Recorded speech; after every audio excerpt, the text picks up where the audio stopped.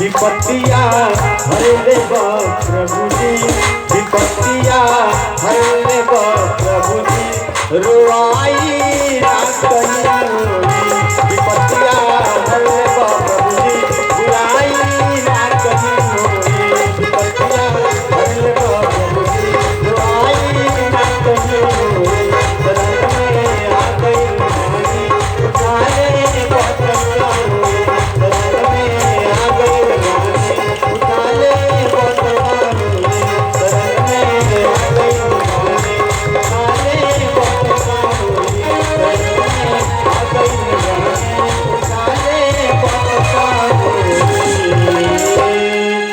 के बिहारी लाल की, व्यास जी महाराज की, राधे रानी सरकार की। राधे राधे राधे राधे। कृष्ण जी से हमें एक गुण तो जरूर सीखना चाहिए, एक गुण। और कोई गुण सीखे ना सीखे, दुख में मुस्कुराना सीख लेना चाहिए। जिसका जेल में जन्म दूसरे ने पाला और जन्मते मारने का बहुत बड़ा लाइन लग गया, मार दो, और भगवान मुस्कुराते रहे, रास रचाते रहे और बंसी बजाते रहे। दुख में मुस्कुराओ, राही मनवा दुख की चिंता क्यों सताती है, दुख तो अपना साथी है। अरे 4 दिनों की चांदनी फिर अंधेरी रात, सुख कभी कभी आता है क्या? जितने परिवार के लोग बैठे हैं, कभी कभी सुख आ गया, नहीं तो आज के युग में बस टेंशन ही टेंशन, खाली टेंशन। तो द्वापर युग में जब भगवान बिना टेंशन के नहीं रहे, तो कलयुग में आप क्यों सोच रहे हो कि हमें शांति मिले, चैन से रहे? हर समय आक्रमण, पूरे जीवन आक्रमण। जरासंध 18 बार आक्रमण किया, चोर रणछोड़ बन के भागे। वहां गए तो अब विचार करो, आप थोड़ा सा विचार करना चाहिए। एक पत्नी वाला परेशान है, तो जिसके पास 16,108 हो, सोचिए ना, विचार कीजिए, क्यों नहीं विचार करते आप? इसके बाद भी कभी भगवान का चेहरा नहीं मुरझाया। बंसी बजाने का अर्थ क्या हुआ? मगन रहो, दुख तो आएगा ही। जब संसार दुख तंत्र है तो दुख तो आएगा ही। मां मरी थी हमारी, और लोगों ने जब इतना शांत देखा तो हमसे प्रश्न कर दिया, का भैया माई के दुख नहीं खे का? ज्ञान की परीक्षा होती है दुख में। पिताजी के बारे में भी वही बात रही, तो कम से कम सुख में मुस्कुराने का प्रयास तो करो। क्या करोगे सिर धुन के? कुछ फायदा है तो हम सिर पटक ले। सर पटकने से यदि दुख चला जाए तो हम सर पटक लें, और तो बढ़ जाएगा, डॉक्टर के पास जाना पड़ेगा। क्रोधित हो जाओगे, ब्लड प्रेशर बढ़ जाएगा, हार्ट अटैक हो जाएगा। तो दुख में मुस्कुराना सीखो। कृष्ण कथा से यही एक बहुत बड़ी सीख मिलती है। अब एक दिन भगवान ने सोचा कि सब रानियां रूठती हैं, हम मना लेते हैं। अभी तो सत्यभामा रूठी थी, लेकिन आज तक रुक्मिणी जी कभी नहीं रूठी, कभी नहीं। चलते हैं जरा उनको रूठा के हम देखते हैं, वो नहीं रूठती है तो हम ही रूठ जाएंगे। और भगवान रुक्मिणी के महल में गए और गुमसुम होके चुपचाप बैठ गए, चुपचाप। रुक्मिणी के होश उड़ गए कि हरदम मुस्कुराने वाले आज गुमसुम क्यों बैठ गए। रुक्मिणी बोली, सरकार क्या हो गया, हमसे कोई गलती हुई क्या, कहीं भूल हो गई? भगवान बोले, ना रुक्मिणी, ऐसी तो कोई बात नहीं है, लेकिन मन में मैं कुछ सोच रहा हूं। क्या सोच रहे हो? तो यही सोच रहा हूं कि हमारा तुम्हारा जोड़ा जचा नहीं।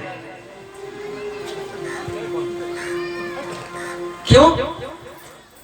तो कहां तुम राजकुमारी, कहां हमारे माता पिता का पता नहीं। कोई कहता है नंद का छोरा है, तो कोई कहता है वसुदेव का छोरा है। तो न खानदान का पता, न माता पिता का पता। और गुण तो कोई है नहीं, हमें कोई गुण नहीं।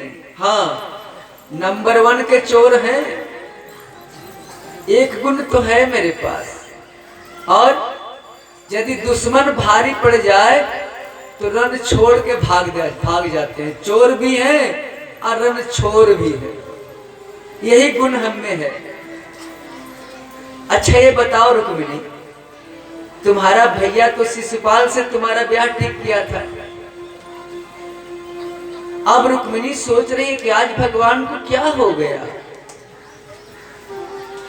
11-10 लड़का एक लड़की के बाप हो गए, और अभी इनके मन में क्या आ रहा है? तो तुम्हारा ब्याह तो शिशुपाल से ठीक हुआ था, हम तो तुम्हारे पास खत नहीं लिखे थे, तुम्ही ने तो हमें पसंद किया। आज कहां तुम रानी बन के रहती शिशुपाल के साथ। लास्ट में तो भगवान ने हद कर दी, यहां तक कह दिए, देखिए कि रुक्मिणी अभी तक अस्थिर है, ज्यादा कुछ बोल नहीं रही है, तो कुछ और चिढ़ाना चाहिए। तो अंतिम में भगवान ने यहां तक कह दी कि अरे रुक्मिणी, अभी भी क्या बिगड़ा है, तुम दूसरा ब्याह कर ले। अब जो ही भगवान बोले, रुक्मिणी धड़मड़ा करके गिरी, जमीन पर गिरने लगी। भगवान चतुर्भुज रूप में प्रकट हो गए, 2 हाथ से रुक्मिणी को थाम लिया और एक हाथ से पानी का छींटा मारने लगे, एक हाथ से पंखा। जब रुक्मिणी को होश हुआ तो भगवान बोले, अरे रुक्मिणी, गृहस्थ आश्रम क्या है, दुख ही दुख तो है, थोड़ा सा हंसी मजाक कर लेते हैं, यही तो जिंदगी का रहस्य है। मन बहल जाता है, और थोड़ा हम मजाक कर लिए तो आप बुरा मान गई। रुक्मिणी संभल गई और बोली कि ना सरकार, आप मजाक नहीं किए हो, आप जो भी कहे हो बिल्कुल सत्य कहे हो। भगवान को आश्चर्य हो गया, मतलब हम बिल्कुल सत्य कहे हैं? अरे हमने तो कहा है कि हमारे अंदर कोई गुण नहीं है। अरे प्रभु, आपके अंदर सचमुच कोई गुण नहीं है, तुम गुणातीत हो, तुम तो निर्गुण हो, निर्विशेष हो, निरूपण हो। श्रुतियां तुम्हारी वर्णन करते करते थक जाती है, तो जो तुम्हारा अंत नहीं पा सका, तुम बोले ना कि हमारे माता पिता का ठिकाना नहीं, तो जो तुम्हारा अंत नहीं पा सका वो तुम्हारे माता पिता का क्या वर्णन करेगा और क्या जानेगा। आपने तो ठीक ही कहा है। और आपने क्या कहा कि आप रणछोड़ हैं। अरे हाँ प्रभु, आप रणछोड़ भी हो और आप चोर भी हो। भगवान बोले कैसे? तो सबके हृदय में बैठ करके आप क्या करते हो? बैकुंठ को छोड़ के ही भाग के तो आते हो। तो रणछोड़ तो आप हो। जब भक्त आपको हृदय से पुकार देता है तो बैकुंठ को छोड़ करके भाग जाते हो। तो रणछोड़ आपको कोई नहीं कहेगा तो क्या कहेगा? और भक्तों के बुराई का चोरी कर लेते हो तो भगवान आपको लोग चोर नहीं कहेगा तो क्या कहेगा? बोले करे रुक्मिणी तुम इतनी पढ़ी लिखी है, यदि आज हम मजाक नहीं करते तो पता नहीं चलता तुम्हारे पढ़ाई का, तुम तो बहुत ज्ञानी है। इस तरह से भगवान ने अपने पारिवारिक जीवन को बिताया। और एक बार तो भगवान सारे बच्चों को लेके बगीचा में चले गए। अरे बच्चों चलो बगीचा में। भगवान जाकर के आराम करने लगे और बगीचे में बच्चे गेंद खेलने लगे।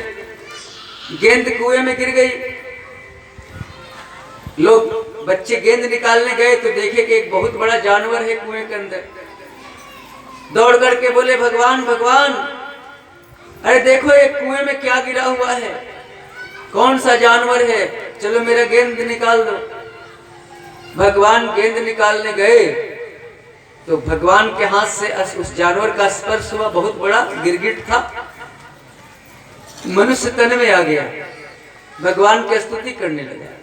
भगवान ने बोले भैया तू कौन है, बोल क्यों गिरगिट बना था?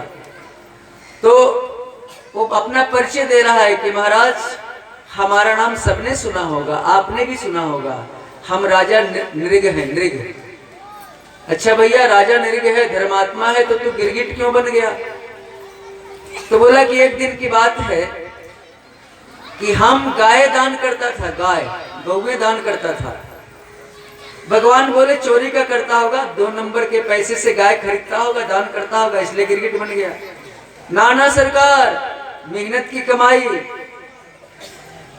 बूढ़ी गैया दान करता होगा। ना ना बूढ़ी गैया नहीं, बिल्कुल नई गाय, सोने से सिंग मड़के, चांदी से खूर मड़के।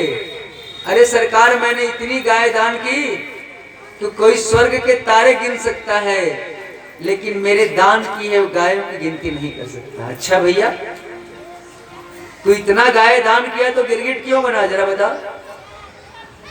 बोले कि सुनिए भगवान, एक दिन की बात है कि एक गाय मैंने दान की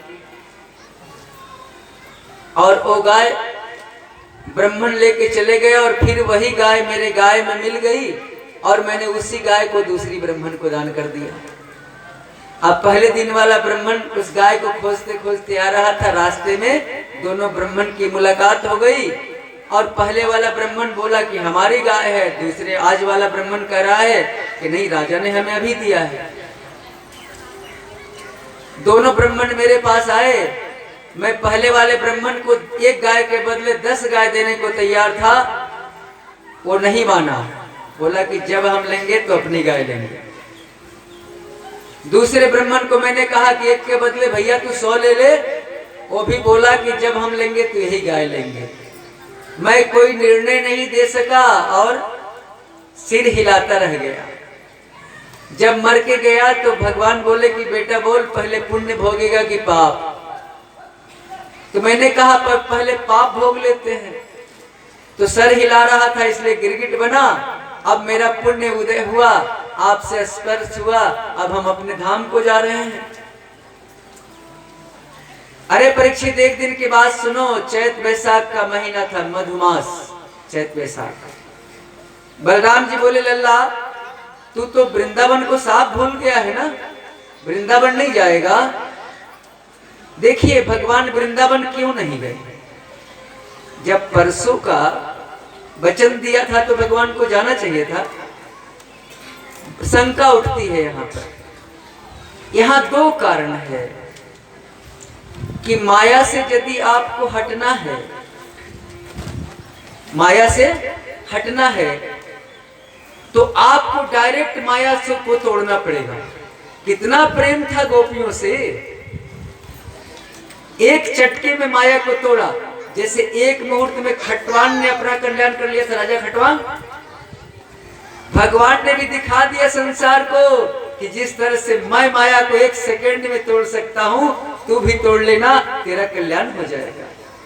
दूसरा कारण है, संतों का समाधान है। इसलिए नहीं गए कि कंस के मरने पर जरासंध दुश्मन बन गया था, कट्टर बैरी। यदि भगवान को आते जाते देखता वृंदावन तो मथुरा को कुछ नहीं बिगाड़ सकता, लेकिन वृंदावन को तो तबाह कर देता है कि भगवान की दोस्ती वृंदावन से है। इसलिए नहीं गए। भगवान वृंदावन वासियों को अपने यहाँ बुला लेते, क्यों नहीं बुलाया? एक महल्ला बसा लेते। इसलिए नहीं बुलाया कि वृंदावन वासियों ने क्या देखा है? भगवान का प्रेम देखा है, माधुर्य देखा है। मथुरा वासियों ने क्या देखा है? भगवान का पराक्रम देखा है, कर्मयोग। मथुरा वासियों ने भगवान का कर्मयोग देखा है और वृंदावन वासियों ने भगवान का क्या देखा है? भक्ति योग। अब कर्म योग और भक्ति योग टकरा जाएगी तो रसाभास हो जाएगा। अब भगवान यदि राजकाज देख रहे हो, वहीं पर श्रीदामा मधुमंगल आ जाए कि चल कन्हैया कबड्डी खेल ले, तो मामला गड़बड़ होगा कि नहीं? इसीलिए वन का पुष्प वन में ही अच्छा लगता है, महल में तोड़ कर लाओगे मुरझा जाएगा। इसलिए भगवान ने ना बुलाया ना अपने पास बुलाया। इस तरह से भगवान तोड़ना सिखाते हैं संसार से माया। जैसे भगवान ने तोड़ दी, जैसे खटवांग ने तोड़ दिया, झट से तोड़ो और मोक्ष प्राप्त कर लो। क्या बेटा बेटा कर रहे हो, क्या परिवार परिवार कर रहे हो? सीखो, तोड़ने का अभ्यास सीखो, संसार छोड़ने का अभ्यास सीखो। अब बलराम जी को भगवान ने कहा, अरे भैया तुम चले जाओ वृंदावन, हम अभी नहीं जाएंगे। अब वहां गए बलराम जी और सारे ग्वाले बड़ी खुश। गर्मी का दिन था, सबको पसीना हो रहा था। सारे ग्वाले बोले चलो जमुना में बलराम भैया स्नान करने के लिए। बलराम जी बोले जमुना को यहीं बुला लेते हैं हम। आओ जमुना, यहाँ आओ। जमुना आई सरकार। इस तरह से हम सबके दरवाजे दरवाजे पहुंचे तो हमारा तो मान घट जाएगा ना, इसलिए मैं दरवाजे पर नहीं आने वाली, चलो आप स्नान करो। बलराम जी को आ गई गुस्सा, अपने हल से जमुना को खींच दिया। जमुना आज भी वृंदावन में टेढ़ी मेढ़ी बहती है, जाकर देख लीजिए। वो बलराम जी के हल से खींची हुई। पौंड्रक नाम का एक राजा था परीक्षित, और काशीराज उसको भड़का रहा था कि तुम भगवान बन जाओ, जो चढ़ावा आएगा उसमें आधा आधा 50-50। अब जहां प्रत्यक्ष भगवान हो द्वारिका में, और वहां पर कोई डुप्लीकेट भगवान बनना चाहे तो फिर आज का तो बात ही छोड़ दीजिए। भगवान है और वहां पर एक पौंड्रक डुप्लीकेट भगवान बन रहा है। 2 हाथ लकड़ी का लगवा लिया, डुप्लीकेट गरुड़ बनवा लिया, डुप्लीकेट सुदर्शन बना लिया, और एक खटका दबाता था तो गरुड़ आकाश में उड़ने लगता था, सुदर्शन अंगुली पर नाचने लगती थी। काशी नरेश बोला, भड़का रहा था, बोला कि जाओ कृष्ण को खबर भेजो कि तुम नकली भगवान है, हम असली भगवान है।